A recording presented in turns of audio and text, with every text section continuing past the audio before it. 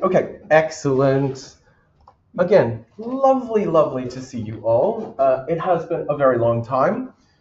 So, a little bit about the plan for today. I'm going to start, as I mentioned, with some pragmatics, talking about the structure of the course, what we're going to do because of the absences, because of my illness and things.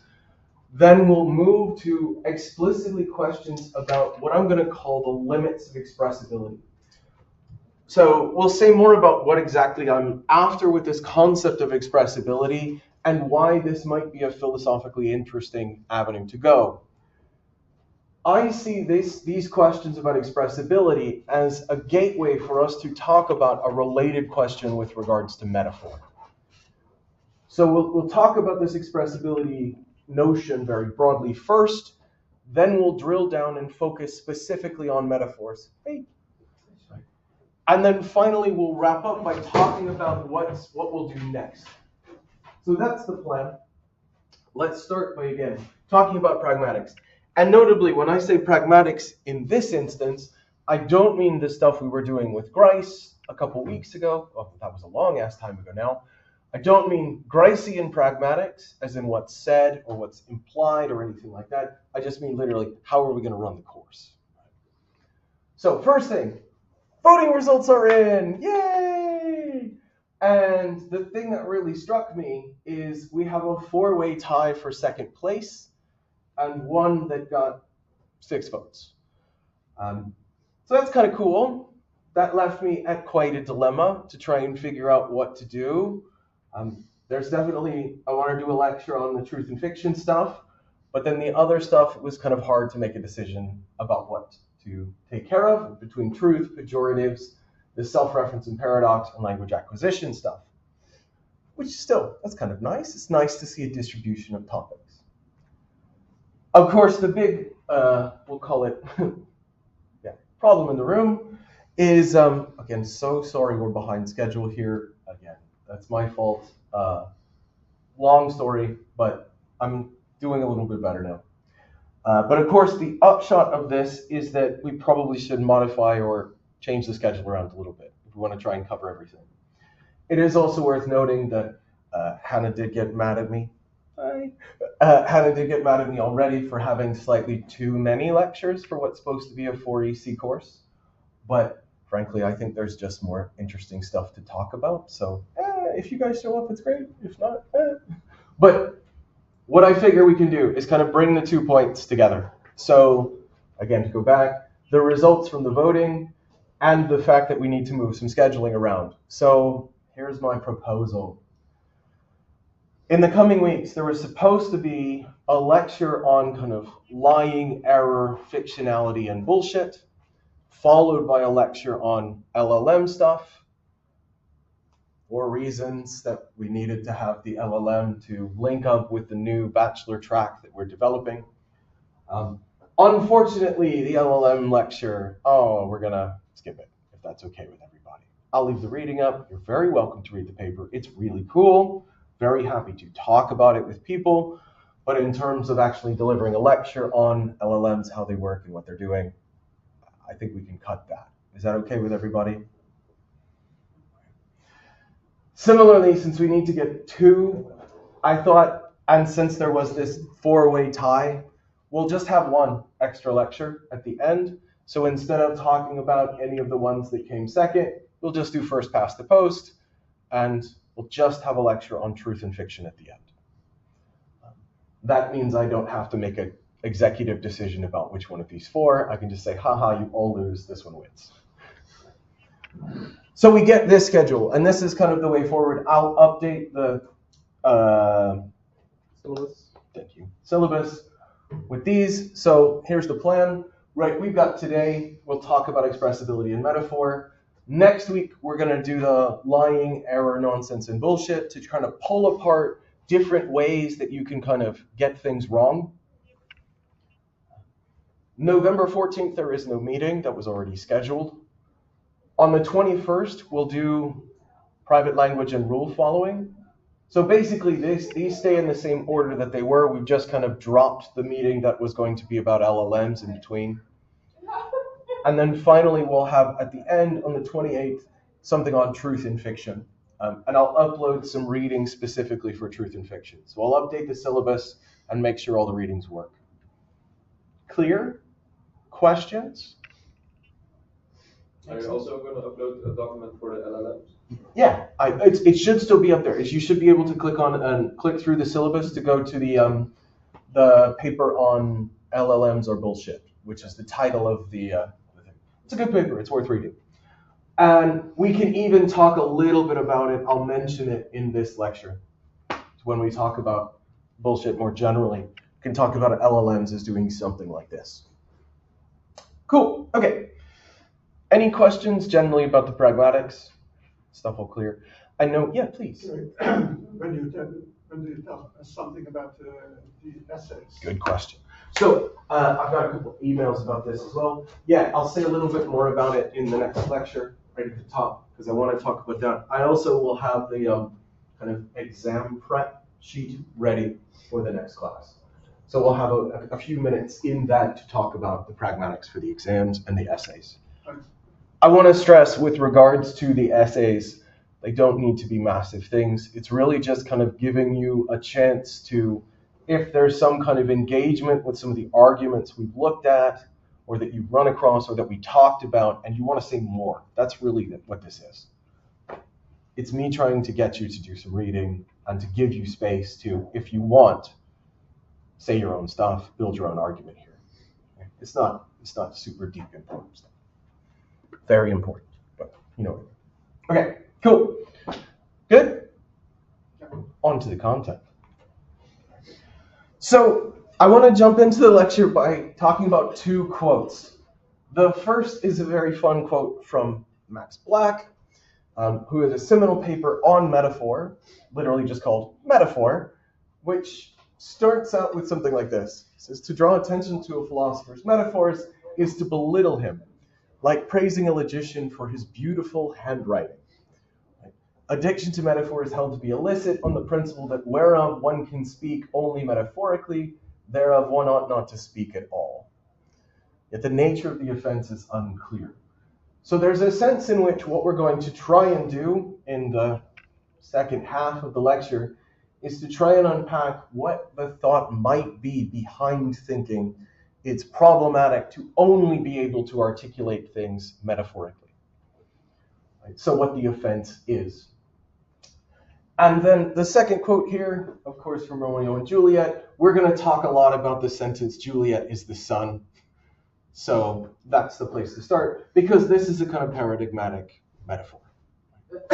What lecture are we in? Yes, so what's the number? 6. 6. Oh, well, then I didn't even miss anything. Yeah. Okay, cool. Sorry, yes. It's a deep question. What lecture are we in? And what is the title? Just one. Expressibility and metaphor. Expressibility and? Metaphor. Thank you. No problem. Okay. So let's start by thinking about this very, very broad question of expressibility. Particularly here, I'm going to think about expressibility in language. So for those, just to be very clear, right, expressibility here, literally just being able to express, being able to communicate, being able to articulate, but that might not be a good verb here. Right? This is a concept we've already run into before.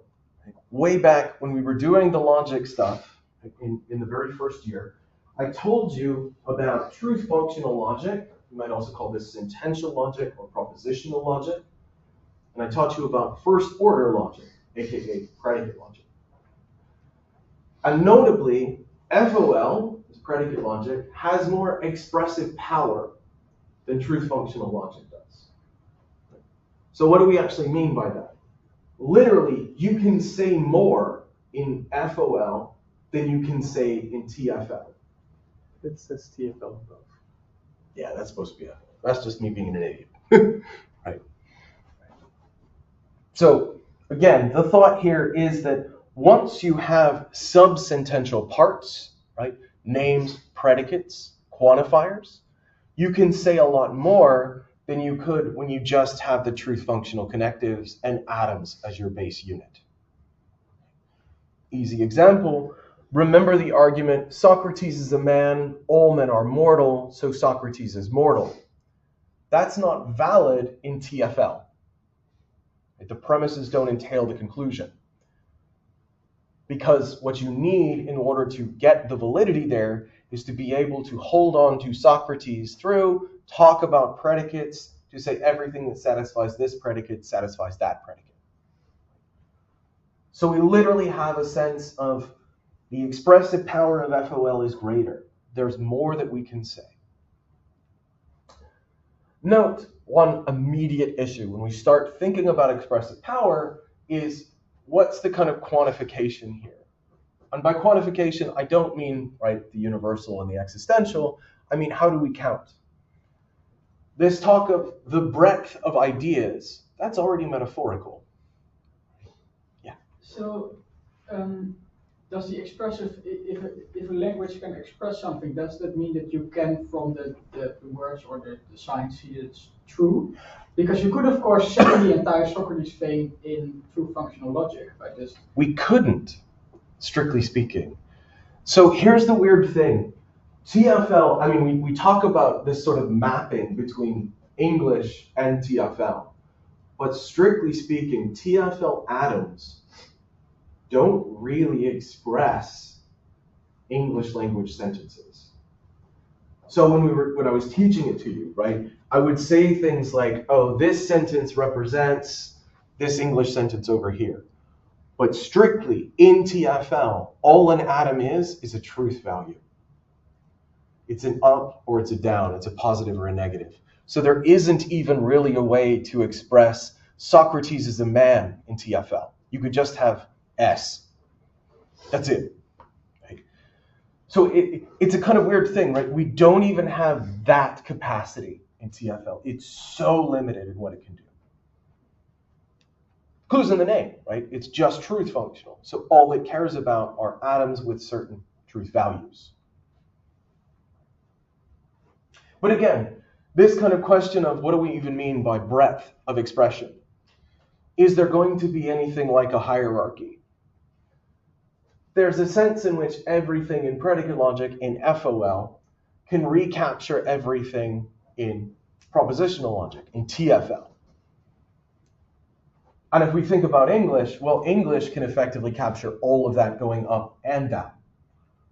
Because in English, what we can do is just say, hey, ignore all the other stuff. Let's just pretend that you only have this. You get this. Ignore all the other stuff. Let's just pretend you have predicates and names and interpretations. You get TFL, or FOL, sorry. Now, an interesting question here is whether natural languages will have different expressive powers. There are some reasons to think that they probably do. There are some reasons to think that maybe all natural languages will have roughly the same expressive power, at least potentially. So here's the thought, right? Maybe a particular language doesn't have a concept, but the language could be changed or modified or extended to include the concept. Good example here, gezellig. This is a concept that apparently English can't quite capture. So what can we do as English speakers? Fucking we steal it, right? We just take the word, we take the concept, we plug it into our language, and we just use it. Right? Same as with Schadenfreude. Yeah, exactly, right? Schadenfreude is another one, right? What do we do instead of actually coming up with a way to characterize it? Take it, plug it in. Yeah, you can see the idea. So there's a sense in which, depending on how flexible the natural languages are, maybe they're all going to have the same expressive power. Maybe there'll be differences. Something interesting. But here's a heavy question, right? What's the relationship between expressibility in a language and meaningfulness? Right? And note, when we're talking about meaningfulness here, I don't mean meaningfulness in the kind of affective or sentiment sense, right? It's not meaningful in the sense of it's moving or it's impactful or it's important to me, right? I mean delivers semantic content. And note, this kind of idea, we've characterized semantic content broadly in kind of linguistic terms, but strictly speaking, language is just a vehicle to deliver this content. The content's one thing, the language is another. So, again, what's the relationship between expressibility and having semantic content?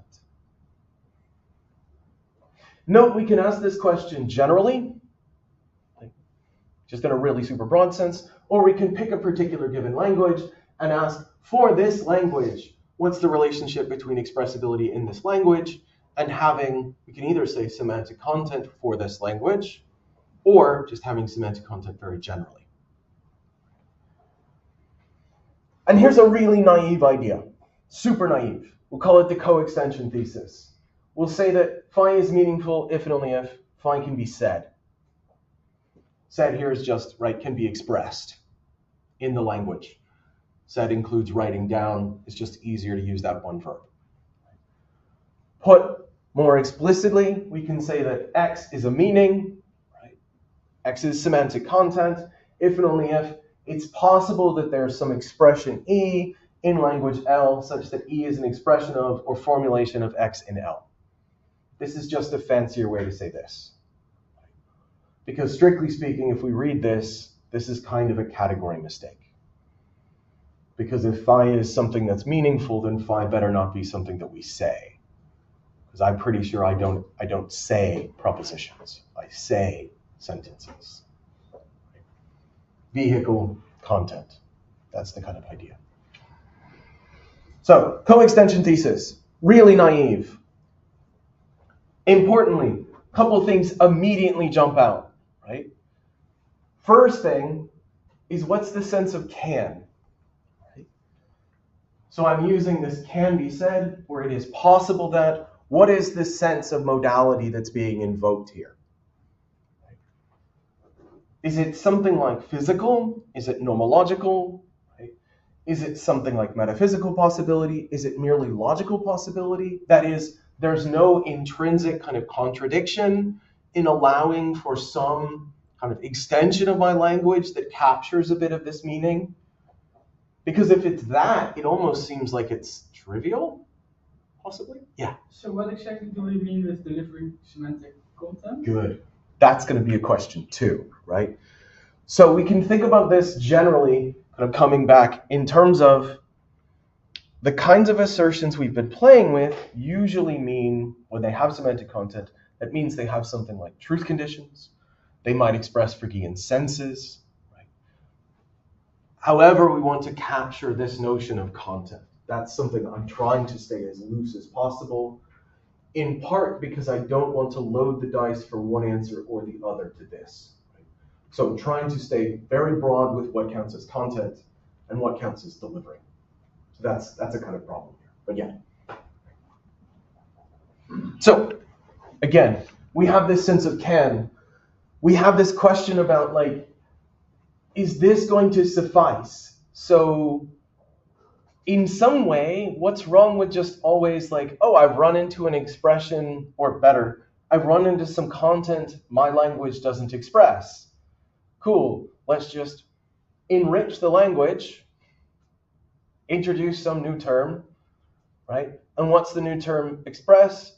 It is stipulated to express this content, whatever it is. I can always do that. So is that just trivial? There's clearly got to be some kind of restrictions here. But exactly how to formulate the can, that's hard. A second issue is, what do we mean with a sense of said? So again, to go back, we're looking at this, right? When we say said, do I mean genuinely utterable? Because there's going to be sentences that are expressible in English that I will never be able to utter. Because they're so long that in order to try and utter them, I would die before I finished uttering it. Just take a really jokey one. Socrates is a man, and Socrates is a man, and Socrates is a man, and you just keep going until you're dead. Right? that is in some sense an utterable or an expressive English sentence. Doesn't say very exciting things, but I can't utter it. I can't complete it. The other thing to note here is that said better not be understood. It better not entail is understood by others. Because we want to at least leave the door open for what we'll call private languages. We're going to come back to this in a couple weeks' time. But a private language is literally a language that the only person who speaks it is yourself. So it's a kind of language that you have developed. It is a mapping from certain expressions to semantic content. The only person who knows it, who follows the rules, is going to be you. There's a deep, deep debate about whether private languages are actually possible. We'll come to this when we talk about rule following, but we at least want to leave it open.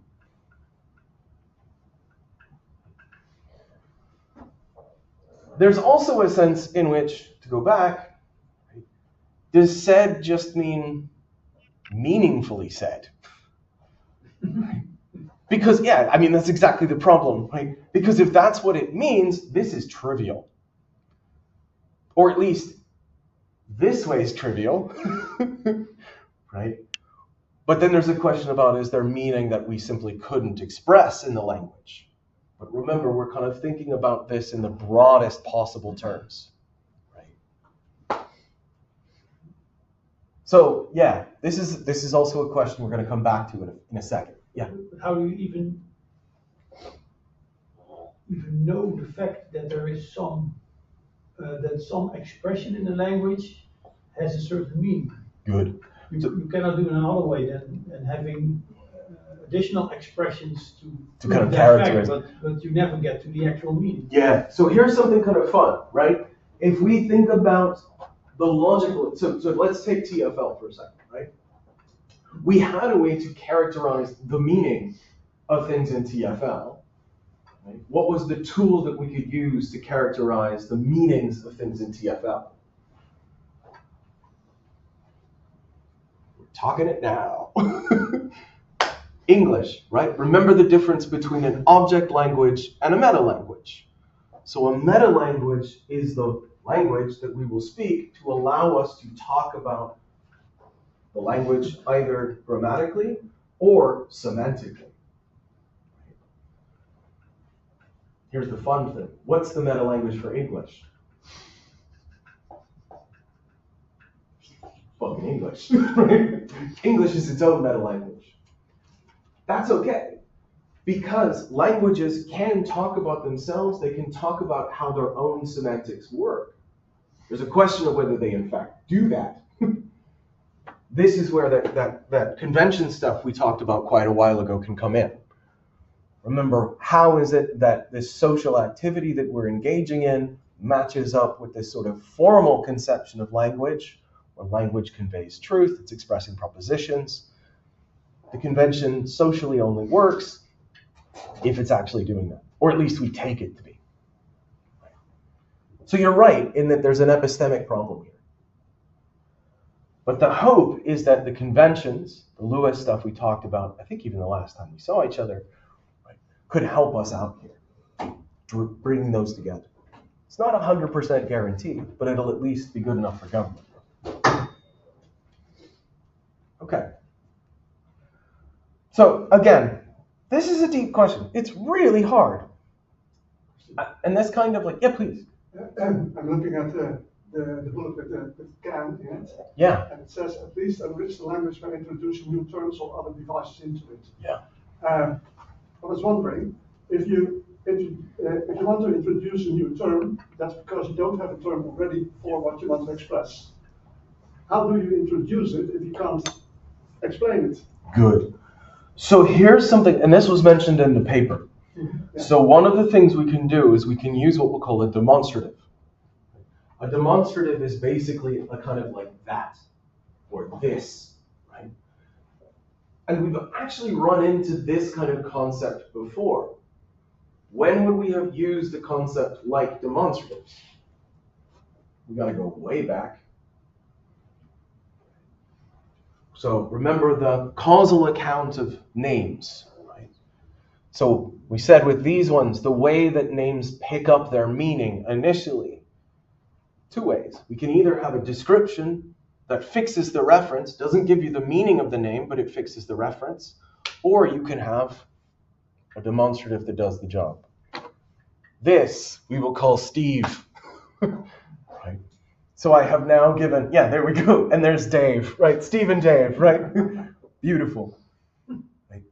In those cases, what we've done is we've introduced the terms, we've given their meaning through a kind of demonstrative. So there is a tool to help us. Of course, it hinges on understanding what the this and that mean. So there isn't any way where we're going to bootstrap. But that's okay. Right? You've got to get started somewhere. Okay. So here's a problem with this kind of co-extensionality thesis. Right? It's one thing is it might be too strong. So there's a famous Wittgensteinian, we'll call it, I don't know, aphorism. It's part of the Tractatus, where he says, the limits of my language are the limits of my world. It's very hard to understand exactly what he means here. We're not going to go into deep, dark Wittgenstein discussion. But for our purposes, we can note that, right, if this co-extensionality thesis is true, then there's kind of a sense in which as we expand our language or extend our language, the world changes, or at least the sort of the meaningful aspect of the world changes and vice versa, at least in principle. But more importantly, the left to right seems to fail. The left to right seems to fail. There can be cases of things that are, right to left. I said left to right, God damn it. Right to left. There are things that can be said that are meaningless. So the example, I think we talked about this last year in methodology, right? Colorless green ideas sleep furiously. This is Chomsky's sentence that's supposedly grammatically correct, but meaningless. Other examples that my niece has suggested to me were skivity, which is actually listed in Merriam-Webster's dictionary as a nonsense word. That's what the definition of it is. And 6-7, which I think, God, I hope that everybody here is too old to know what that is. So apparently, the middle school kids are they just yell this randomly whenever they see it, or just whenever. And again, it doesn't mean anything. It's not meant to convey anything. It's just some noise. But it looks like it's something that's being said, but failing to be meaningful, right? So there's expressions that fail to express anything. Note, what we could do here is we could say, oh, these don't count as sayings in the right sense. And this is the point, right? You laughed at this earlier. That's to restrict it to something like meaningful saying, which of course is pointless. Cool, then this co-extensionality comes true, but it's utterly uninteresting. So the co-extensionality thesis doesn't seem very plausible, at least in face of these challenges. That's okay though, right? Because we can move to slightly weaker claims. So let's take a slightly weaker claim. This is just the left to right. This is if phi is meaningful, then phi can be said. Right? Or put more directly, right, for any meaning x, and we'll relativize this to speakers and any speaker s. Whenever s means x, then it's possible that there's some expression E in language L such that E is an expression of or formulation of X in L. That's just a fancy way to say what's up here. We do have a couple complications. So the reason to introduce the speaker here is because we want to allow that the expression being used, speaker means something, even if what actually is picked out doesn't turn out to be. Remember the case of there's the man in the corner drinking the martini, right? But in fact, it's just someone with a water in the martini glass, right? My speaker meaning is still that dude, even if that isn't actually what my sentence picks out. So this allows for the cases where we could have this sort of demonstrative, even though it picks out the wrong thing. Yeah, sorry, there's both. Why is there the "it is possible"? Yes, that's exactly my It question. was the same in the previous, and can't you just leave it out? Good. Why do we need it to be merely possible? So remember, otherwise, the fact that we don't have the word in our language yet would trivialize this kind of claim, right? There'd be lots of meaningful things that we just can't say. Take, again, the infinitely long sentence that I can't say. Meaningful, but I can't utter it in some sense. So in what sense possible? That's the question, right? This is why we started with these two issues. There's a heavy question about what does it count as, what is going to suffice as making it possible that isn't going to make it so broad that this is a pointless question, but isn't so narrow that it just renders it's only what we can say at the moment. Okay, so this means it's just thinkable that there could be. In a sense, right? We can think about it this way, right? It's that let's think of all of the potential enrichments of the language, whatever language we're using or we're thinking about. Or, to go back, right, if we're doing this in the very broadest sense, right, we're just thinking about language in its most general. So it might not even be a language that any of us can speak or will even be able to necessarily conceive of properly because it's so grammatically weird and complex that we can't speak it, we can't get a grip on it, right? So it's just the question here of linguistic or language expression or expressible versus meaningfulness, right? That's the kind of thing we're after here. So it's really, really broad. And of course we can narrow it down. Let's think about it in English, right? Is there stuff that's meaningful but not expressible in English? If we think about this kind of enrichment strategy, a lot of stuff is going to be able to be glommed into English. Gesellig, Schadenfreude, right? We just add it, we enrich the language. So what you're asking is exactly one of the challenges here, to formulate the kind of question properly. And it's hard, and I'm not trying to say that I've got a good way to characterize it here.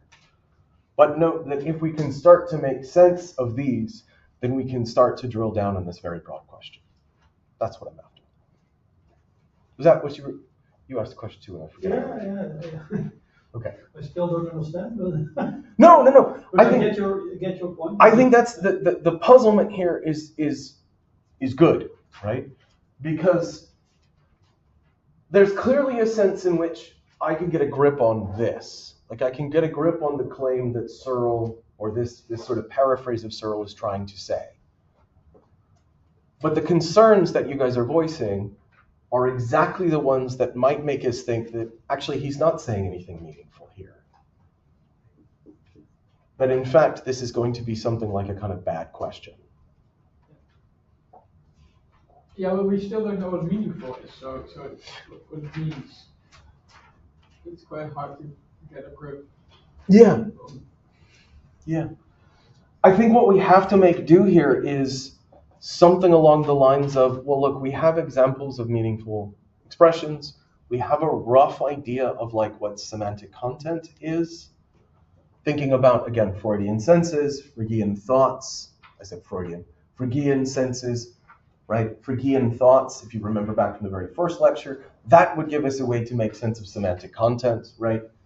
So meaningfulness would be having a Phrygian sense, or at the level of sentences, expressing or being a Phrygian thought. And then we'd ask about, are there English expressions to give those, right? So we can plug in different ways to understand meaningful. So there's a lot of wiggle room here. That's. So for anything really, there could be a language with just a trivial word for exactly that thing. Yeah. So I mean, it's trivially true, but it doesn't really teach us anything, does it? Well, I'm not sure. So here's one of the interesting challenges. There might be cases that actually break even this conditional. So here's what the kind of run-up, and this is why I think this very broad discussion is an interesting way to get at the metaphor stuff.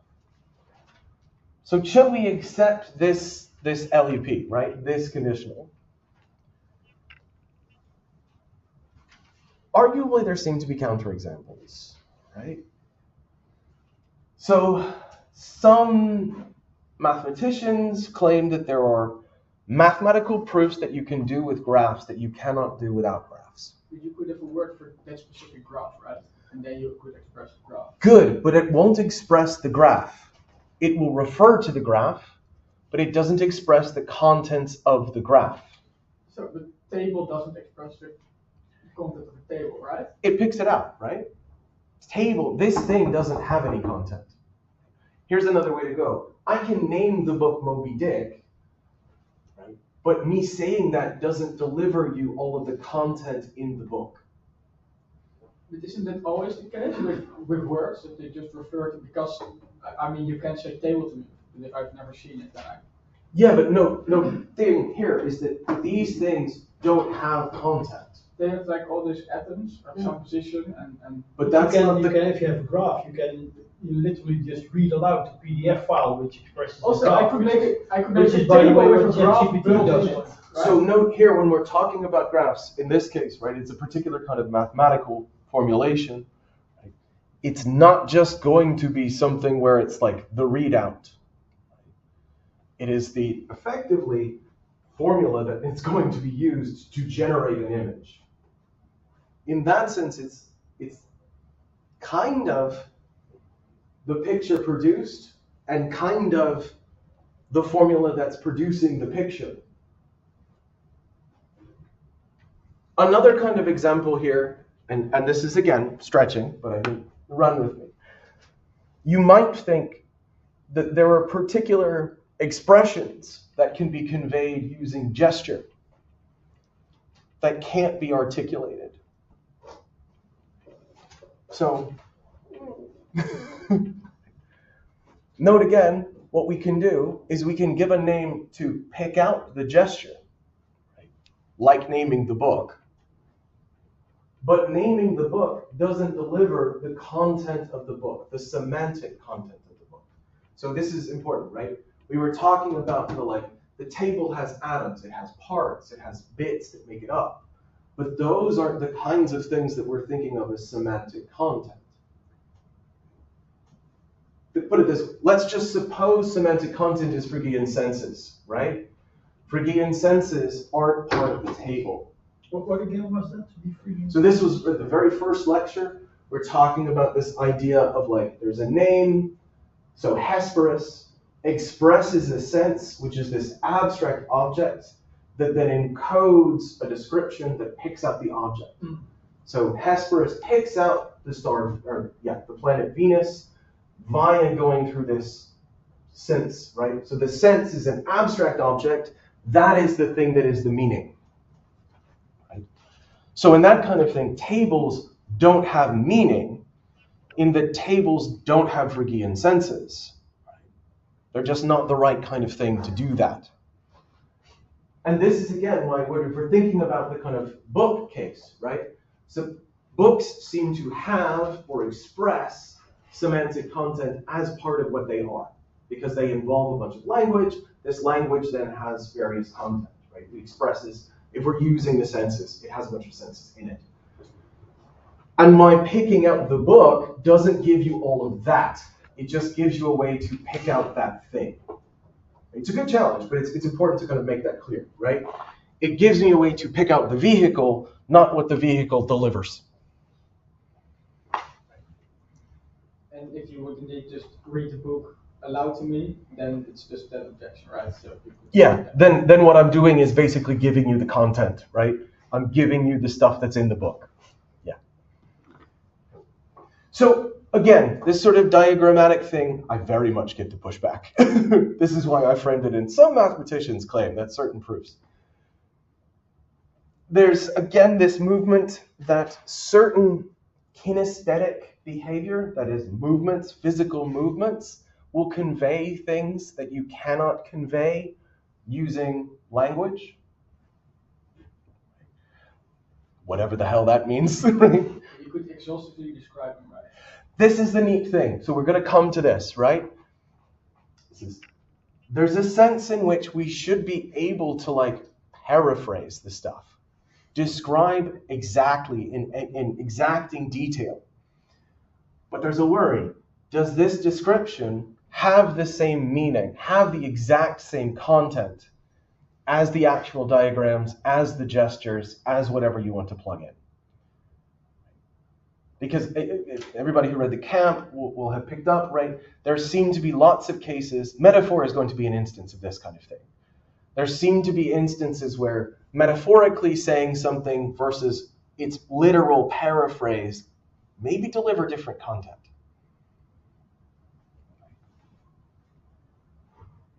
And it is worth noting that in these kinds of cases, if there's going to be, to go back, counterexamples to this, so ones that make the antecedent true and the consequent false, the kind of worry here, the kind of example, can't just be pragmatically more useful.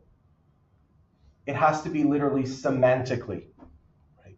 It has to have some the kind of meaning needs to be more than the kind of delivery mechanism. Right? Again, super rough, but I hope this sort of gestures at it. Right? So the fact that a diagram is epistemically useful, is pragmatically useful, is cool. It helps me understand the underlying claim better, but it's going to be illimitable. I could have just described it in words. Any example that we want here needs to be such that I literally could not describe it in words. Or if I did, I would leave something out. Here's an interesting case, one that you probably would have come across in philosophy of mind, right? Arguably, if there's any kind of things like qualia, and qualia is the kind of thing that has, as an experience, some kind of semantic content, right? Then qualia would be the kind of thing that would have the relevance, and so these kind of qualitative experiences would have or involve certain semantic content that you would not be able to say. Except in a private language. Except in a private language, possibly. Right?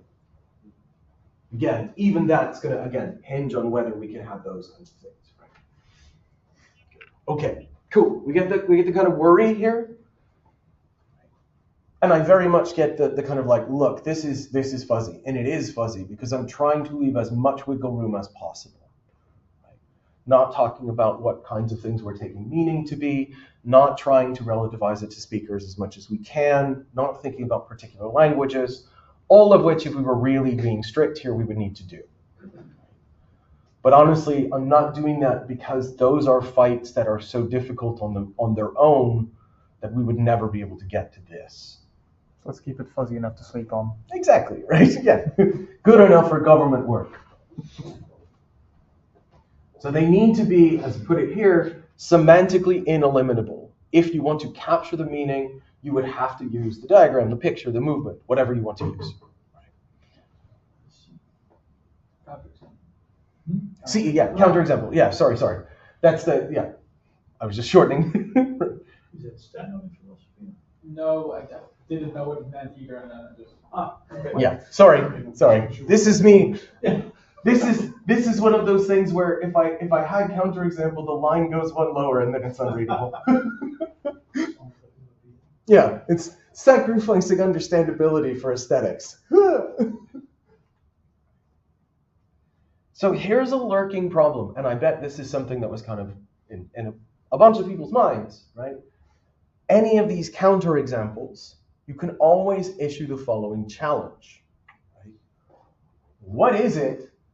What is the meaning that isn't being said or can't be said in language? Right? Now, obviously, answering seems to require using language. And if the meaning can be captured, that is, if this question can be answered in language, cool. Then it turns out it wasn't impossible to express in language after all, because you just gave it to me. Notably, if the language-based answer isn't possible, then possibly cheating, but you could also then say, what makes you think that actually what you have was semantically meaningful in the first place?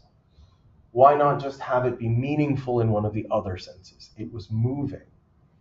It was affectively powerful. It was important to you, right?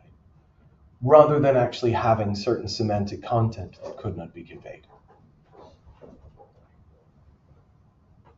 So again, the first kind of horn there is if it is expressible in language, if you can answer this question for me, then your counterexample is not a counterexample after all, because it could be expressed in language. Right? And if it can't be, if you can't answer this question, then it seems plausible to say, well, I think there was actually some meaning there after all, in the relevant sense of meaning, the semantic content. But I could answer the question by referring, right? So I could just say, well, the experience that I got when I saw the Eiffel Tower, that's what that I can describe it. Yeah, so you can kind of like gesture at it.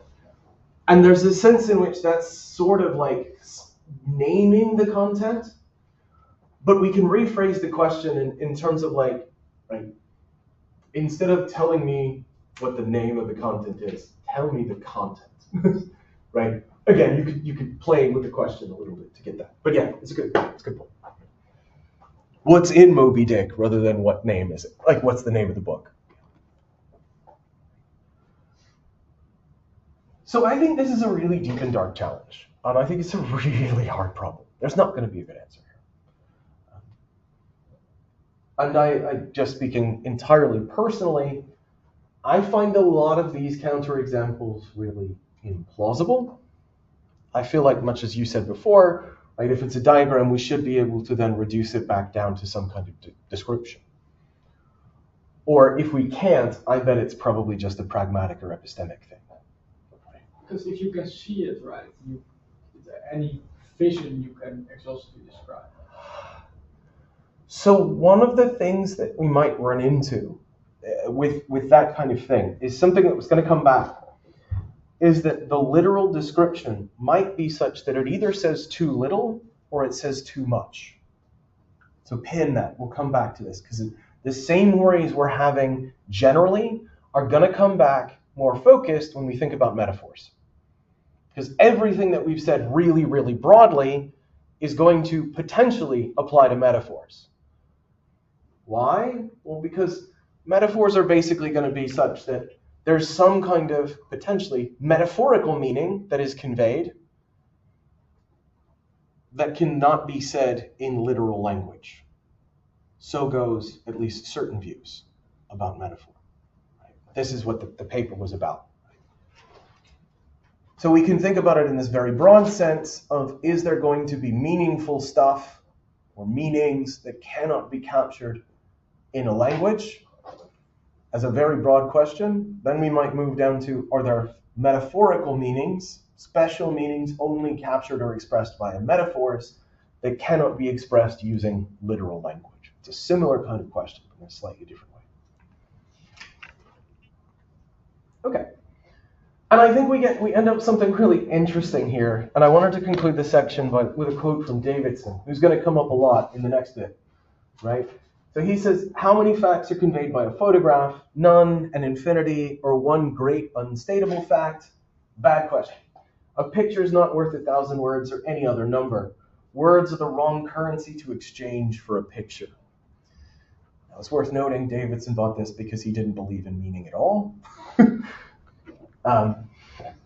This is why he puts it in terms of words. But It's also a solution. yeah. Nuke it from orbit, to be sure. So the answer here, this is trivially true. Sorry, we have followed a singular spider on the surface of this planet. Yeah. Exterminatus. But I think this is, again, there's something interesting here. He didn't believe in meaning at all. Yeah. So why did he say it? Yeah, that's a good question. He did think that you could do stuff with words. He believed in speech acts. He didn't believe in meaning. He didn't believe in semantic content. It's a few. It's a few. Okay, so that's what we wanted to get to. Again, this is a very broad, and that was a super, super, super broad discussion. I really just wanted to kind of sketch out this big question. A lot of the points that we were talking about are going to come back again when we're focusing on metaphor. That's what we're going to do in the second half. Cool so far? Okay. It is 37, so we take a break to 50, so 13 minutes. Is that okay with everybody? Perfect. Take a break, and we'll come back.